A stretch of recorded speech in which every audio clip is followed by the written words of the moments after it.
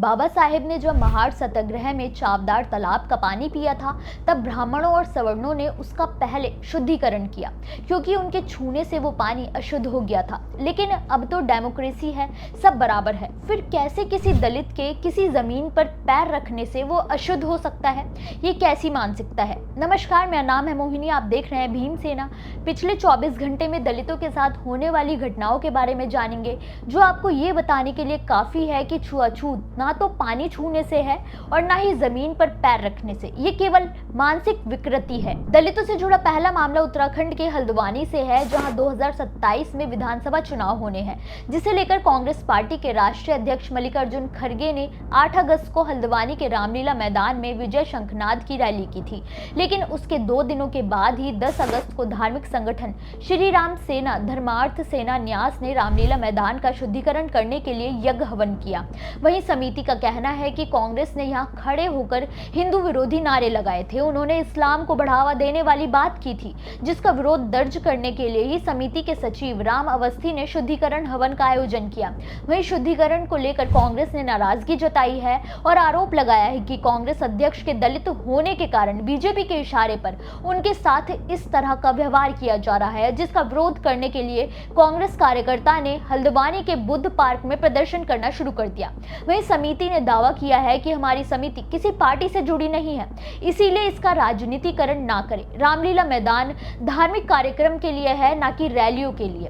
सवाल यह है कि एक रैली के बाद शुद्धिकरण करना दलितों का अपमान करने के लिए नहीं किया गया, तो क्यों किया गया? क्योंकि अगर किसी नारे से परेशानी थी तो रिपोर्ट की जा सकती थी, लेकिन सामूहिक तौर पर शुद्धिकरण इशारा है कि किसी भी पद का व्यक्ति क्यों ना हो, अगर दलित है तो उसे न्याय के लिए आवाज उठाने का हक नहीं है। दलितों से जुड़ा अगला मामला राजस्थान के नागौर से है, जहां बहुचर्चित डांगावास कांड के सभी 40 आरोपियों को बरी करने के फैसले के खिलाफ दलित समाज का गुस्सा फूट पड़ा है। 11 सालों का लंबा इंतजार करने के बाद भी 5 दलितों की को लेकर पीड़ितों को न्याय में विफलता ही मिली, जिसने दलित समाज के विश्वास को न्याय से डगमगा दिया है। 2015 में 5 दलित समेत 6 लोगों की के मामले में अभी हाल ही में कोर्ट ने सभी 40 आरोपियों को बरी कर दिया था, जिसके बाद से दलित संगठनों, सामाजिक कार्यकर्ताओं और पीड़ित परिवार ने कोर्ट के फैसले के खिलाफ मोर्चा खोल दिया है। उन्होंने जयपुर के शहीद स्मारक पर धरना देना शुरू कर दिया है। दलित संगठनों का कहना है कि 23 बीघा जमीन विवाद को लेकर इतनी बेरहमी से 5 दलित समेत 6 लोगों की गई। सीबीआई जांच में 40 लोग दोषी पाए गए, तो फिर कोर्ट की नजरों में वो बेगुनाह कैसे हो गए और उन 6 का हत्या कहां है? कोर्ट का फैसला समाज के दलितों और वंचितों के खिलाफ है। इससे उनका न्याय से भरोसा हमेशा के लिए उठ जाएगा। निचली अदालत के फैसले को चुनौती देने के लिए अब हाई कोर्ट में अपील करने की तैयारी की जा रही है। वहीं इस मामले में इन अन्यायपूर्ण फैसलों को लेकर जमकर राजनीति शुरू हो गई है। विपक्ष सवाल उठा रहा है कि अगर सभी निर्दोष हैं, तो असली आरोपी पिछले 11 सालों में पकड़ा क्यों नहीं गया? ये राजस्थान सरकार और पुलिस दोनों की विफलता का पुख्ता सबूत है। अब देखना यह होगा कि हाई कोर्ट में जाने से इस मामले में कोई बदलाव आता है या नहीं। दलितों से जुड़ा अगला मामला उत्तर प्रदेश के कानपुर से है, जहां एक दलित युवती संदिग्ध परिस्थिति में मृत पाई गई। मृतका 4 महीने की गर्भवती भी थी। परिजनों ने महिला के प्रेमी पर का आरोप लगाया है। यह घटना कानपुर के घाटमपुर के पतारा का है। मृतका के पिता राजेंद्र सोनकर ने पुलिस को जानकारी दी कि उनकी 24 साल की बेटी करीब 4 महीने पहले अपने प्रेमी के साथ चली गई थी, लेकिन अचानक 1 महीने पहले लौटी तो वो 3 महीने की गर्भवती थी। मगर कुछ दिनों पहले वो किसी अनजान शख्स के संपर्क में थी और अचानक फिर उसके साथ चली गई, जबकि पीड़ित परिवार को उस शख्स के बारे में कोई जानकारी नहीं है। वहीं 13 अगस्त की सुबह युवती का शव उसके घर से आधे किलोमीटर दूर बगीचे के पास मिला। उसके मुंह से निकलने वाले झाग ने युवती की मौत को संदिग्ध बना दिया है।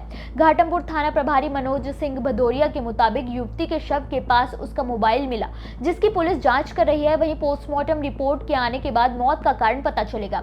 पुलिस की कई टीमें उसके प्रेमी की तलाश में जुटी हैं। पुलिस ने आश्वासन दिया है कि वो जल्द से जल्द आरोपी को गिरफ्तार कर लेंगे। दलितों से जुड़ा अगला मामला मध्य प्रदेश के छतरपुर से है, जहां आजाद समाज पार्टी के नेता दामोदर सिंह यादव ने हिंदू कथावाचक धीरेन्द्र शास्त्री और उनके भाई पर संगीन आरोप लगाते हुए कुशवाहा वाल्मीकि जैसे पिछड़े और दलित जाति के लोगों की जबरन 250 एकड़ जमीन बंदूक की नोक पर हथियाने का आरोप लगाया है। दामोदर यादव ने ग्वालियर में एक प्रेस कॉन्फ्रेंस में बड़ा खुलासा करते हुए पीड़ितों को भी मीडिया के सामने खड़ा कर दिया।